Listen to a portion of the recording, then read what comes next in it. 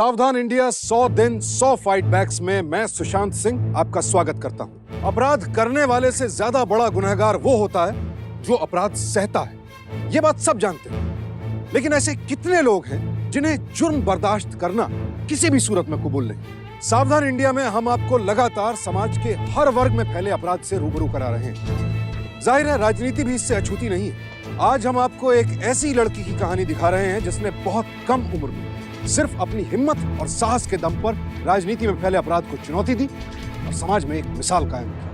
अरे गाँव वालों, मुखिया जी को बचाओ कोई। रुको, क्यों सदानंद, इतना मार तो ससुर पत्थर को पड़े ना तो वो भी चकनाचूर हो जाती। बहुत कर लिए मुखियागिरी गांव में, अब जरा हमको भी मौका दीजिए। अवकाश ग्रहण करो महाराज, अपना नाम वापस ले लो उम्मीदवारी से हमको मुखिया बनने के, समझा? किसी भी तरह के अपराध को अंजाम देना कोई बड़ी बात नहीं थी। वो बंदूक से बैलेट पर कब्जा करना चाहता था और इसकी शुरुआत उसने सदानंद के घर से कर दी थी। 10 साल बीत गए, पूरा गांव उसके आतंक के साए में जीता रहा, लेकिन उसी सदानंद की बेटी रक्षा, जिस पर भैरव ने बंदूक तानी, जैसे जैसे वो बड़ी हुई वो सवाल पूछने लगी, सही और गलत का मतलब तलाशने लगी, सही और गलत के बीच लकीर खींचने लगी। अरे ये सीता भैया कहाँ ध्यान पकड़ने लगी है? पता नहीं सुबह से ही क्या चित्रकारी कर रही है आपकी बिटिया। चलिए आइए भोजन कर लीजिए, गुड़िया को भी ले आइए। का सीता, हम भी तो देखे। ऐसा काहे किया बाबा? काहे पटवारी काका को भैरव काका ने जला दिया? आपने काहे नहीं रोका उन्हें? बोलिए ना बाबा। शाबाश। बोलिए ना बाबा। भैरव चाचा ऐसे ही सबको जला देंगे? ये गांव में कौन नहीं है बचाने वाला? ये सबको रोकने कोई नहीं आएगा? आएगा, एक नरसिंह आएगा। नरसिंह क्या होता है बाबा? नरसिंह, नरसिंह वो होता है जिसका कलेजा सिंह की भांति होता है, जो किसी से नहीं डरता है। अच्छा, कब आया था वो नरसिंह? एक बार की बात है, देखो जंगल में एक भेड़िया रहता था, वो सब लोग को मारता था। भैरव चाचा की तरह ना? हाँ बेटा, किसी में हिम्मत ही नहीं था उससे लड़ाई बोल लेने का। फिर एक दिन एक दूसरा जंगल से एक नरसिंह आ गया। उसकी दहाड़ से वो भेड़िया डर गया और भागने लगा, लेकिन उस नरसिंह ने उस भेड़िए को नहीं छोड़ा, उसका पेट चीर कर फाड़ डाला। हमारे गांव में नरसिंह कब आएगा? आएगा, बहुत जल्द हमारे गांव में नरसिंह प्रकट होगा। प्रणाम टीचर जी। क्या कर रही हो रक्षा? देखो, ये क्या है रक्षा?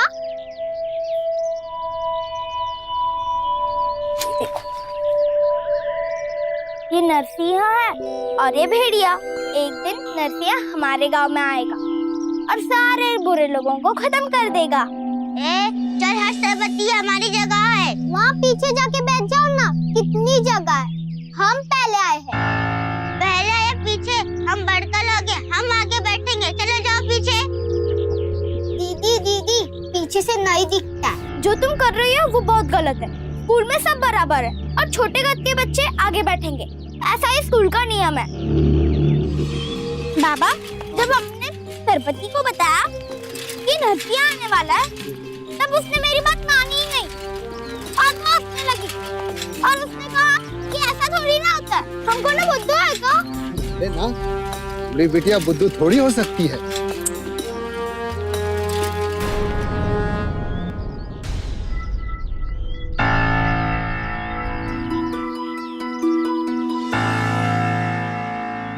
की करी से सब क्या हो रहा है? कौन है आप? अरे हम ये जमीन के मालिक हैं। उनसे बात कीजिए।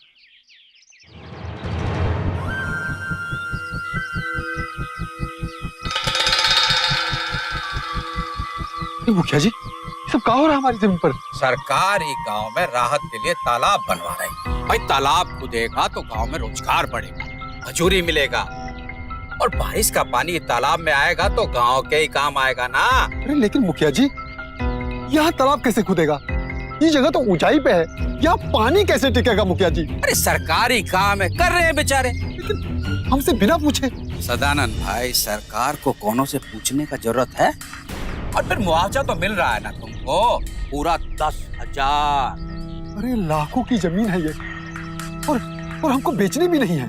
खरीद नहीं रही है सरकार, अधिग्रहण कर रही है। हम अपना जमीन पर किसी को पांव धरने नहीं देंगे। नहीं नहीं नहीं नहीं नहीं, हम इस जमीन पर आपको कुछ करने नहीं देंगे।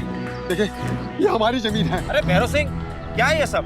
देखिए, आप सरकारी मामले में हस्तक्षेप नहीं कर सकते, रुकावट नहीं डाल सकते। अरे हटाइए। अरे नहीं नहीं, अरे भैरव जी, ये नाइंसाफी है।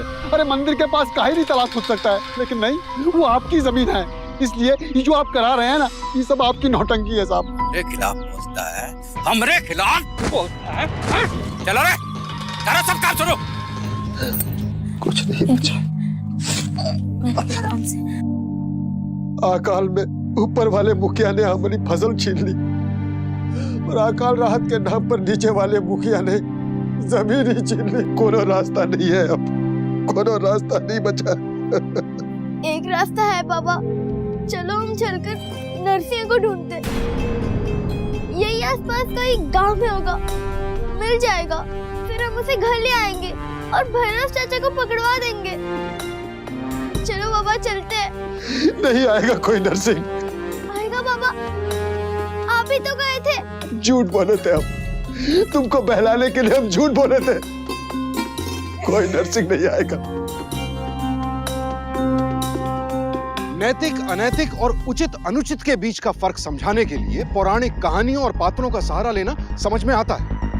लेकिन यह कहां की समझदारी है कि आप बच्चों को यह झूठा दिलासा दें कि हम तो हाथ पर हाथ धरे बैठे रहेंगे, अचानक बाहर से कोई अवतार आएगा और हमारी सारी परेशानियां, सारे दुख यूं दूर हो जाएंगे। ना आकाश से कोई आएगा, ना ही पाताल से। जो नरसिंह हमारे हृदय को चीर कर बाहर निकलेगा, वही हमारे दुखों का हरण करेगा। आज अपने पिता को यूं बिलखते देखकर रक्षा को यह बात समझ में आ गई थी। उधर गांव की हालत बद से बदतर होती जा रही थी और भैरव झा का आतंक लगातार बढ़ रहा था। अरे काकी देखो, नया ट्रैक्टर लेकर आए। अरे काकी हटो हटो। ट्रैक्टर आ गया भाई, ट्रैक्टर आ गया। हमारे गांव में ट्रैक्टर आ गया भाई। अरे भाई देखो, ट्रैक्टर आया है हमारे गांव में, जल्दी आओ। अरे वाह वाह बिटिया, तुम नया ट्रैक्टर ले ही आई। और नहीं तो कहा था ना हमने कि हम नया ट्रैक्टर लेकर आएंगे, तो लेकर आ गए। चलो हटो हटो हटो हटो। अरे माई, पूजा की थाली लेकर आओ। अरे बिटिया, कोनो गड़बड़ तो नहीं होगा? अरे नहीं काका, कोई गड़बड़ नहीं होगी। और किसने कहा आप सबसे कि नया ट्रैक्टर लेने से गड़बड़ होता है? ऐसा कोनो बात नहीं है, ये सब फालतू की बातें हैं। जल्दी लाओ। पता है ना आपको, 5 लोगों के खेतों की गारंटी पर मिला है ये ट्रैक्टर। अब आप ही लोग बताइए, भैरव मुखिया को हमें साल का कितना ब्याज देना पड़ता है? 33%। और ई मिला है हमें सिर्फ 8% पर। और सबसे बड़ी बात माई ई है कि 5 दिन का काम सिर्फ 1 दिन में होगा और बैलों के झंझट से भी छुट्टी। और तो और हमें अपने गांव से कोई भी सामान शहर ले जाने में कोई परेशानी नहीं होगी। तो है ना खुशखबरी? 22 साल की उम्र में हमारी चाची बन गई हो। चाचा, सपने टूट जाए तो क्या हुआ, उम्मीद नहीं टूटनी चाहिए। बाबा देखिए तो, नया ट्रैक्टर आ गया, आइए। पर बिटिया, कर्ज का क्या होगा? सब चुक जाएगा चाचा, आप इतनी चिंता क्यों करते हैं? अरे ये कोई भैरव मुखिया का कर्जा थोड़ी है कि सालों साल चुकाओ और सूद तक नहीं चुकता। अरे 3 साल के अंदर सारा कर्जा उतर जाएगा और फिर जमीन भी अपना और ये ट्रैक्टर भी हमारी। चलिए अब मंदिर में चल के इसकी पूजा करते हैं।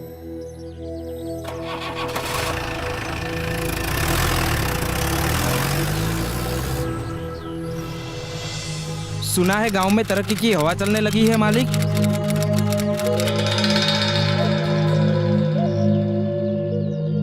हम अभी हवा छोड़े कहाँ हैं? सुना है मालिक, पुराने मुखिया की लड़की ने नया ट्रैक्टर खरीदा है। अरे तो क्या हुआ रे मंगल, ऐसा कौन सा बड़का तीर मार लिया हैं? छोटा मुंह बड़ी बात मालिक, अगर चिंगारी को समय से पहले रोका ना गया ना तो वो आग बन जाती है मालिक। चुप, ऐसा कौन चिंगारी नहीं पैदा ली है और ना कभी लेगी जो मुखिया जी के घर को फूंक सके। काहे हड़बड़ा रहे हो बे? गांव में तरक्की का हवा चला है ना, हम भी तो देखें कौन सा ट्रैक्टर आया है गांव में। हाँ, अब तो कंपटीशन हो गया है ना, अब तो नया ट्रैक्टर लाना ही पड़ेगा बाबूजी।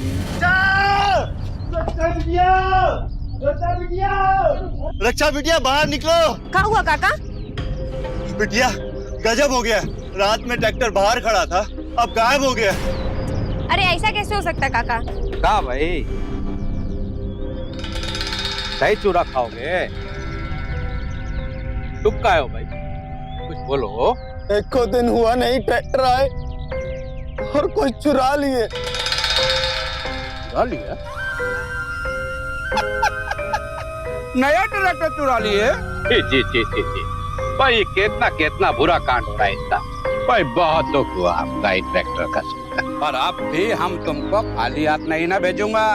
हाँ, आपका मुंह मीठा कराएंगे। ए मंगलू, अरे मिठाई लावा भैया। पता है ना, हम भी एक नया ट्रैक्टर खरीदे हैं कल। हाँ। आ गया बाबूजी, आ गया।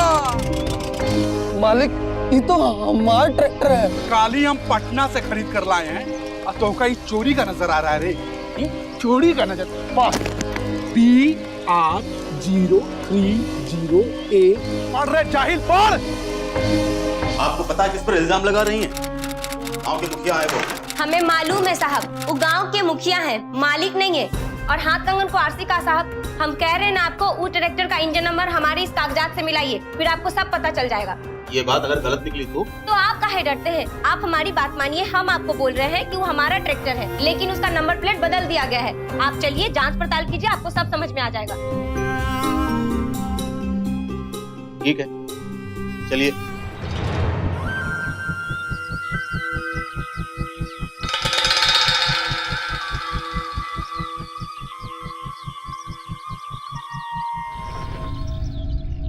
नमस्कार मुखिया जी। हाँ आइए दरोगा साहब। अरे कोनो कुर्सी लाइए भाई। नहीं मुखिया जी, वो क्या है कि इन लोगों ने आपके खिलाफ रिपोर्ट लिखवाई है कि आपने इनका ट्रैक्टर चुराया है। अरे शकल देखकर तो रपट लिखा कीजिए। कल कोई लोग बोलेगा कि प्रधानमंत्री का बैल चुरा लिए तो क्या हुआ भी पहुंच जाएंगे मुंह उठाकर। FIR लिखवाई जा चुकी है मुखिया जी, बस थोड़ा तफ्तीश कर लेने दीजिए। इंजन नंबर चेक कर ले। अरे ठहरा दरोगा, हड़बड़ा काहे रहे। आइए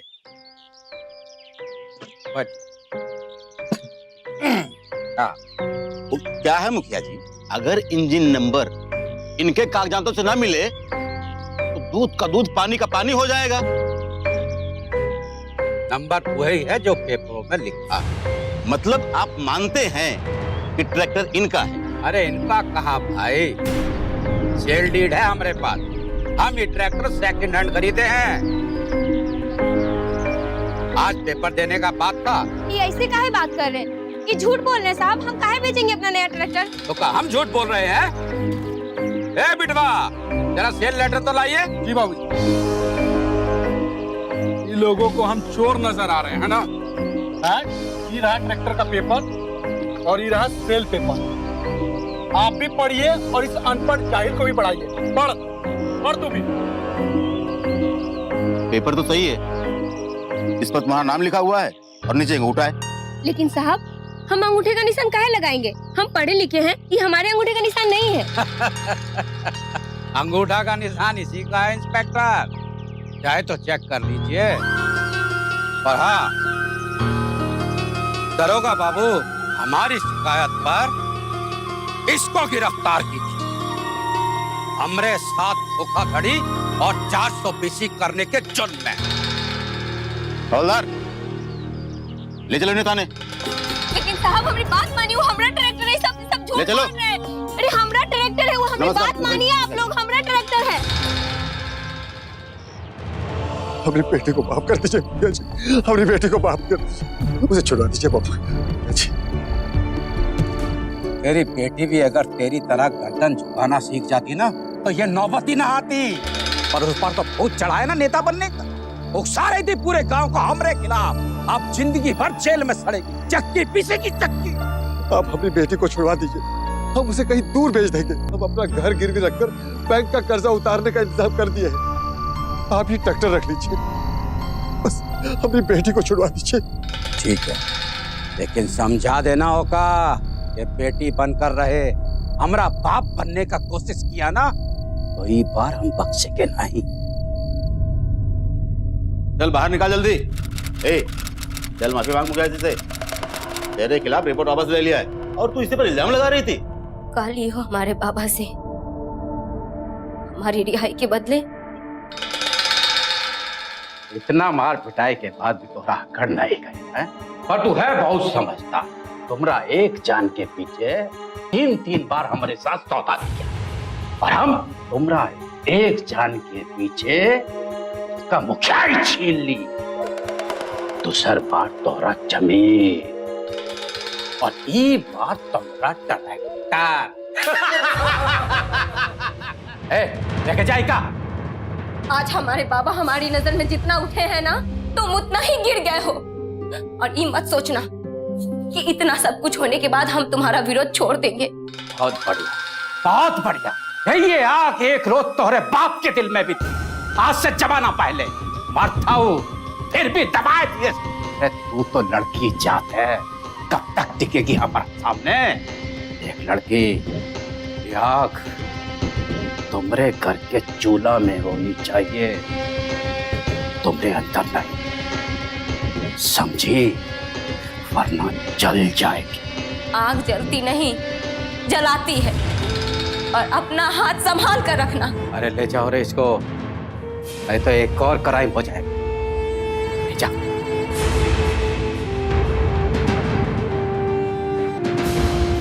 अरे समझती काहे नहीं है ये? देख रक्षा, इस बार तो हम तुझे बचा लिए हैं, लेकिन अगली बार हम कुछ नहीं कर पाएंगे, समझे? आपके पास बचा ही काहे गिरवी रखने के लिए? हर बार मुखिया आपको धमकाता है और आप धमक जाते हैं। आप भी काहे भूल जाते हैं बाबा कि वो हमारे गांव का मुखिया है, मालिक नहीं है, भगवान नहीं है जो हम उसके आगे सर आंख झुकाते रहेंगे। सरकार ने उसे हमारे लिए रखा है बाबा, हमसे ऊपर नहीं रखा है जो हम उसका जुल्म सहते रहेंगे। अब हम उसका जुल्म कभी नहीं सहेंगे बाबा, कभी नहीं सहेंगे। क्या हुआ, ऐसे क्या देख रहे हैं? याद है बाबा, आपने हमें बचपन में एक कहानी सुनाई थी कि नरसिंगा आएगा, और हम उम्मीद लगा बैठे कि नरसिंगा आएगा। फिर अचानक से आपने हमें एक दिन कहा कि नरसिंगा नहीं आएगा, मगर आज हम कहते हैं कि आपकी दोनों बातें सच्ची थी। नरसिंगा आएगा बाबा, जरूर आएगा हमें बचाने के लिए, लेकिन कहीं बाहर से नहीं। हमें खुद को बचाने के लिए भैरव का चोला उतारकर शेर बनना होगा बाबा, शेर बनना होगा। तभी जाकर वो भैरव जैसे भेड़िया का हम सामना कर सकेंगे। नहीं तो पूरी जिंदगी हम ऐसे ही जीते रहेंगे। आखिर कब तक भैरव झा गांव वालों पर जुल्म ढाता? जुल्म करने और सहने की भी एक सीमा होती है, और भैरव झा वो सीमा लांघ चुका था। इस बात का एहसास सब गांव वालों को था, लेकिन उसके खिलाफ खड़े होने की हिम्मत किसी में नहीं थी। लेकिन रक्षा औरों जैसी नहीं थी। उसने ठान लिया था कि वो भैरव झा जैसे राक्षस को करारा जवाब देकर रहेगी। ग्राम चुनाव की घोषणा की जा चुकी है। भैरव भैया 20 साल से वोट जीत रहे हैं। इस बार भी भैरव भैया को विजय बनाना हमारा काम है, तो भैरव भैया को ही वोट दें। कान खोलकर सुन लीजिए सब, इस बार भैरव भैया को ही वोट मिलना चाहिए। निवेदन कर रहे हैं भैरव झा। भैया चुनाव संहिता है, निवेदन करने वालों के हाथ में बंदूक नहीं देखेगा। इसका सीधा साधा सा मतलब है कि चुनाव में कोई और खड़ा नहीं होगा, और जब कोई चुनाव में खड़ा ही नहीं होगा तो भैरव झा तो निर्विरोध चुने जाएंगे भैया।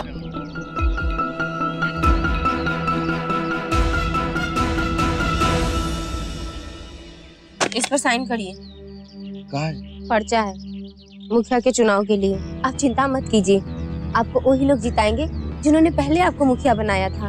दिमाग खराब हो गया है, कोई वोट नहीं देगा हमको। बाबा, हमरे लिए आपने मुखिया ही छोड़ी थी ना, अब हम कहते हैं आपको कि आप हमारे लिए चुनाव लड़िए। देख बेटा, हम पर्चा भर भी देंगे ना तो भैरव आएगा और बंदूक तान देगा हमारे सर पे। बाबा, हम सामना करने के लिए तैयार हैं उसका। बंदूक का सामना करेगी खाली हाथ, मरना तो सबको है ना एक दिन, चाहे भूख से मरे चाहे महामारी से मरे। और अगर हम भूख और महामारी से मर जाते हैं तो उसको क्या नाम दोगे आप? जो बीज सूख जाए ना, उसको कितना भी सींचो, उसमें अंकुर नहीं फूटता है। 20 साल का समय बहुत होता है। हमको माफ कर दो बेटा, हम पहले भी तुम्हारा उम्मीद को तोड़े हैं, अब तुम्हारी उम्मीद को तोड़ रहे हैं। हम तुम्हारे नर्सिंग नहीं है, हम तुम्हारे नर्सिंग नहीं।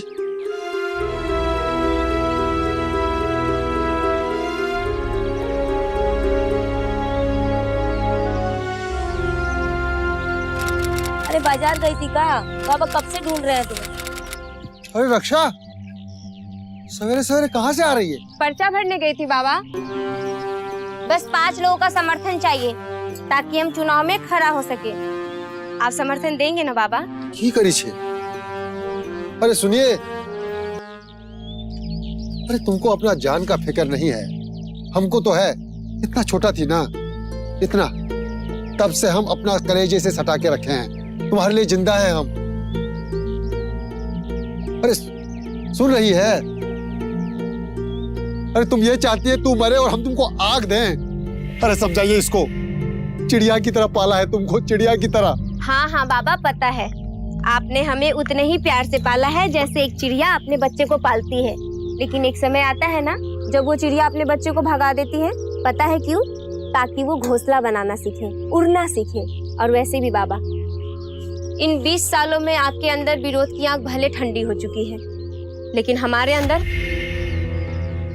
अंदर ज्वालामुखी बन चुकी है। और अगर हमने इसे बाहर नहीं निकाला तो ये ज्वालामुखी हमें जला देगी। अब ज्यादा बकबक करेगी ना तो हमारा दूसरा रूप देखेगी। वही तो हम देखना चाहते हैं बाबा। जो रूप आपका खत्म हो गया है ना, उसे हम दोबारा देखना चाहते हैं। सबसे बड़ी लड़ाई वो होती है जो दुश्मनों से नहीं, अपनों से लड़नी पड़ती है। रक्षा को भैरव झा से नहीं, लोगों के दिलों में बैठे भैरव झा के डर से लड़ना था। वो डर जो खुद उसके पिता को खाए जा रहा था। 22 वर्ष की उम्र में रक्षा ने पंचायत का चुनाव लड़ने का फैसला कर लिया। चुनाव लड़ने के लिए उसके पास सारी योग्यताएं थी। अब उसे केवल 5 लोगों का समर्थन चाहिए था। लेकिन जिस लड़की का पिता ही खुद उसका विरोध कर रहा हो और जो गांव बरसों से भैरव झा की दहशत में जी रहा हो, वहां से 5 लोगों का समर्थन जुटा पाना रक्षा के लिए सबसे बड़ी लड़ाई बन गई। राम राम काका। अरे राम राम बिटिया, कहो कैसे आना हुआ? काका, हमको आपसे एक मदद चाहिए। अरे कहो। काका, हम चुनाव में भैरव झा के खिलाफ खड़ा हो रहे हैं, हमें आपका समर्थन चाहिए। आप बस इस पे अंगूठा लगा दीजिए। अरे हम तुमको अंगूठा का निशान दे दें और अपनी जिंदगी से नामो निशान मिटवा दें। अरे बिटिया तुम जाओ यहाँ से। अरे कोई तुमको हमारे साथ देख लेगा ना तो हमरा तो लेना का देना पड़ जाएगा। तुम जाओ बिटिया, यहाँ से जाओ। राम राम काका। राम राम बिटिया। काका, हम चुनाव लड़ रहे हैं भैरव के खिलाफ, आप सबका समर्थन चाहिए। इस पे अंगूठा लगा दीजिए। भैरव झा के खिलाफ इलेक्शन लड़ेंगे? ये तो वही बात हुई कि चला मुरारी हीरो बनने। जाओ जाओ बिटिया, हमको बहुत काम है, जाओ। चल भाई चल चल। ये लो रानी पे एकटा।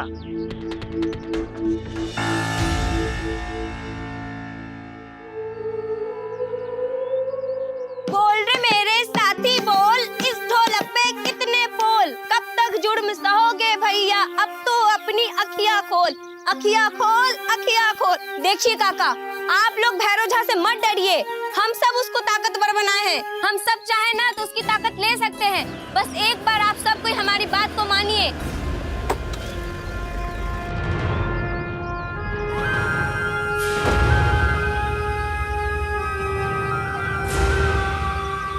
अच्छा नौटंकी कर लेती है। हमारा पोता के जन्मदिन पर आना खूब रंग जमेगा। चलो, यहाँ तो सब नौटंकी चल रहा है।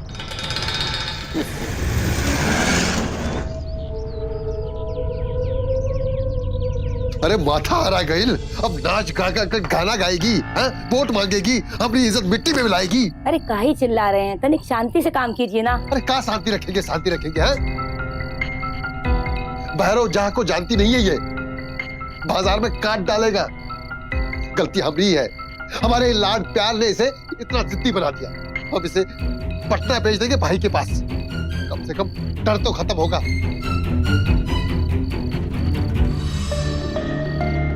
हमें कहीं भेज देने से आपका डर खत्म नहीं होगा। आपको इसी बात का डर है ना कि लोग हमें मार देंगे, तो लीजिए आप हमें मार दीजिए, कम से कम आपका डर तो हम खत्म कर पाएंगे। बाबा, या तो आप हमें मार दीजिए, नहीं तो हमारी लड़ाई हमें हमारे तरीके से लड़ने दीजिए। लीजिए।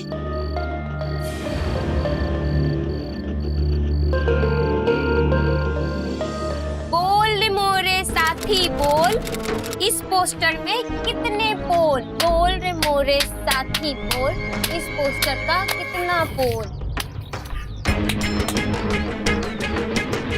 बिटिया, मुखिया जी के प्रचार के पोस्टर लगा रही हो, लगता है अकल ठिकाने पे आ गई तुम्हारी। अरे नहीं काका, हम ही पोस्टर सिर्फ इसलिए यहाँ लगा रहे हैं क्योंकि हमको पता है कि आप सब भी इसका उतना ही विरोध करते हैं जितना कि हम, लेकिन आप सब डरते हैं। हम तो ये पोस्टर यहाँ से लगा के चले जाएंगे, लेकिन आप सब में से जिसके भी मन में इसके लिए विरोध होगा ना, वो इस पोस्टर का मुख काला कर दीजिएगा। दिन के उजाले में ना सही काका, रात के अंधेरे में, क्योंकि बड़े बुजुर्गों का कहना है कि अंधेरे में ही रोशनी जिंदा होती है।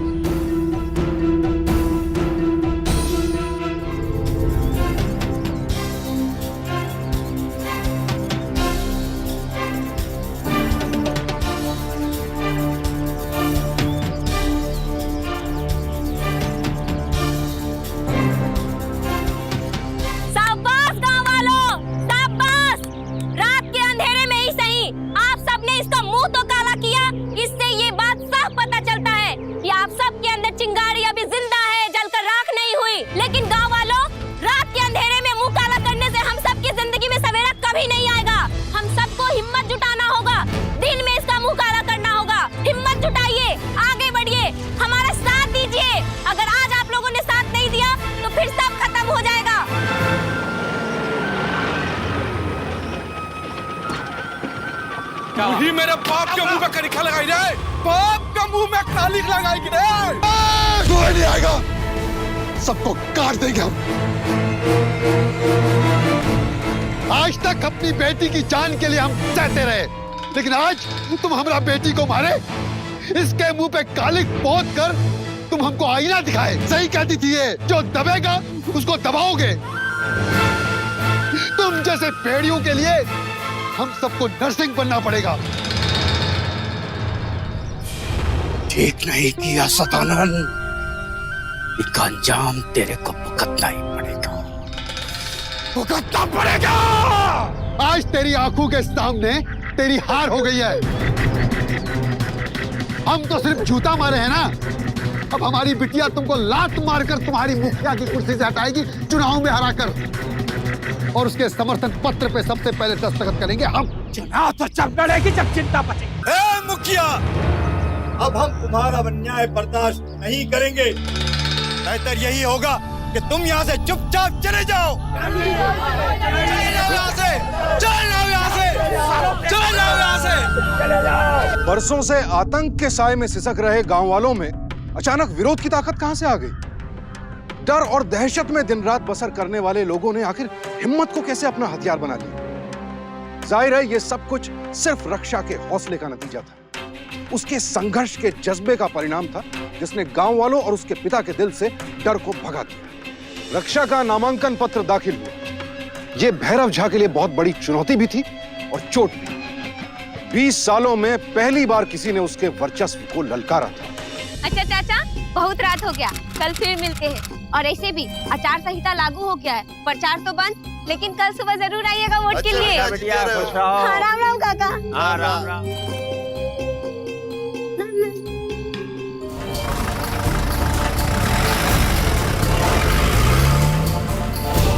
सदानंद भैया, बिटिया का कुछ पता चला? नहीं, सवेरे से सारा गांव खोज लिए, कुछ पता नहीं चला है, कुछ पता नहीं चला है। मुझे तो ये मुखिया की ही चाल लगती है। सदानंद भैया, बहुत सही है मुखिया के सुर, अब उसे छोड़ेंगे नहीं। नहीं, वो लोग यही चाहते हैं। उनको भी लगता है ये मुखिया का ही चाल है। लेकिन हम ऐसा वैसा कुछ कर दिए ना तो ये चुनाव रद्द हो जाएगा। बहुत सालों बाद मौका आया है अपना गांव पवित्र करने का। हम ऐसा कुछ नहीं करेंगे जिससे हमारी बेटी की उम्मीदों पर सदानंद जी को है यहाँ पर। अरे हम हैं सदानंद। कहा हुआ? चाचा, पुलिस स्टेशन में खबर आई है कि रक्षा जी 3 गांव दूर नदी में मिली है। कहा? सदानंद भैया, तो हम लोग यहाँ क्या कर रहे हैं? चलिए चलकर बिटिया को देखते हैं। नहीं नहीं, ये हमारी परीक्षा की घड़ी है। रक्षा बेटी चाहती थी गांव वाले अपनी पसंद से पूरे कानूनी रूप से अपना नेता चुने। पता नहीं वो बचेगी कि नहीं, लेकिन हम लोग उसकी उम्मीद को टूटने नहीं देंगे। आज हम सब में एक नर्सिंग है। उठो, इकट्ठी करो अपने वोट की ताकत को और जवाब दो इन भेड़ियों को। सबसे पहले हम वोट देंगे।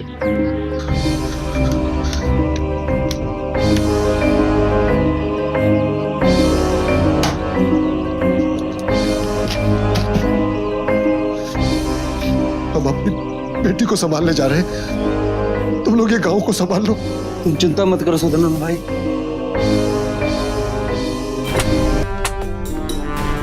अजीब हालात है। कोई बुराई का विरोध करता है तो उसके दुश्मन उसे रास्ते से हटाने की हर मुमकिन कोशिश में लग जाते हैं। कोई आगे बढ़ता है तो पांव खींचने की मुहिम शुरू हो जाती है। कोई कुछ अच्छा करता है तो उसे बुरा साबित करने की कवायद शुरू हो जाती है। लेकिन इतने दुख दर्द के बावजूद रक्षा ने अपने अधिकारों की लड़ाई नहीं छोड़ी और यही वजह थी कि आज पूरा का पूरा गांव उसके साथ खड़ा हो गया। रक्षा बिटिया जिंदाबाद, रक्षा बिटिया जिंदाबाद। जिंदाबाद। प्रणाम बिटिया। नहीं बाबा, आप प्रणाम मत कीजिए, हमें आशीर्वाद दीजिए। जुग जुग जियो बेटा।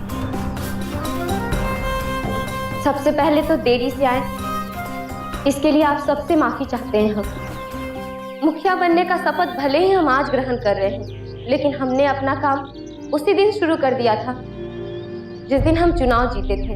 एक मुखिया का सबसे पहला काम होता है गांव की गंदगी साफ करना, और वही काम में हम लगे हुए थे, इसलिए देरी हो गया। लेकिन आज वो गंदगी को हम हमेशा हमेशा के लिए साफ कर देंगे। दरोगा जी, ये फाइल चेक कीजिए।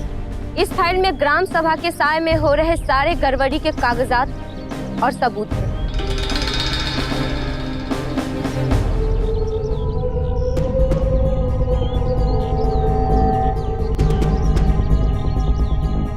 भैरव सिंह जी, ग्राम सभा के फंड में घपला। देखिए फाइल, देखिए। तो फाइल दिखाएगा तू? आवाज नीची। ले जाओ उसको, पकड़ उसको। सब लोग चले जाता है। चल चल जाना। इसको भी चल चल। रक्षा बिटिया जिंदाबाद। हमको छोटी मुखिया जिंदाबाद। छोटी मुखिया जिंदाबाद। छोटे नरसिंह की, छोटे नरसिंह की, छोटे नरसिंह की। रक्षा एक 22 साल की आम लड़की थी। 22 साल की उम्र में एक आम लड़की क्या करती है? कॉलेज जाती है, अपने दोस्तों के साथ वक्त गुजारती है, अपने करियर को आकार देने की कोशिश करती है। लेकिन रक्षा ने 22 साल की उम्र में अपने गांव को एक शैतान से आजाद कराया। 22 साल की उम्र में रक्षा ने पूरे समाज का मुकाबला किया, मौत का मुकाबला किया, अपने पूरे गांव को जुल्म और जुर्म से लड़ना सिखाया। बड़ी बात है, लेकिन उससे भी बड़ी बात यह है कि हम सबके भीतर एक रक्षा मौजूद है। हम सबके पास वो ताकत है जो रक्षा के पास है। असली हीरो वो है जो सिर्फ सही और गलत के बीच अंतर ना करे, बल्कि गलत के खिलाफ सही का साथ भी दे। ऐसा नहीं कि राजनीति में शामिल सभी लोग बुरे हैं, सियासत से जुड़ा हर शख्स भ्रष्ट है, लेकिन जो हैं उन्हें बेनकाब करना ही होगा, उन्हें राजनीति से दूर जाना ही होगा, और ये सिर्फ हम और आप कर सकते हैं। अपने वोट की ताकत को समझिए। ये जानना बेहद जरूरी है कि आपका कीमती मत किस तरह के उम्मीदवार की झोली में गिर रहा है, कैसी है उसकी छवि, क्या है उसका आपराधिक रिकॉर्ड। ना कोई देवदूत, ना कोई अवतार, हम और आप मिलकर ही एक साफ सुथरे राजनीतिक माहौल का निर्माण कर सकते हैं। ये कोई काल्पनिक कहानी नहीं है। बिहार के खिरहार गांव की एक बहादुर बेटी काजल कुमारी की सच्ची कहानी है। एक ऐसी प्रेरणादायक कहानी जो हमें संघर्ष की राह पर चलकर जीत हासिल करने का संदेश देती है।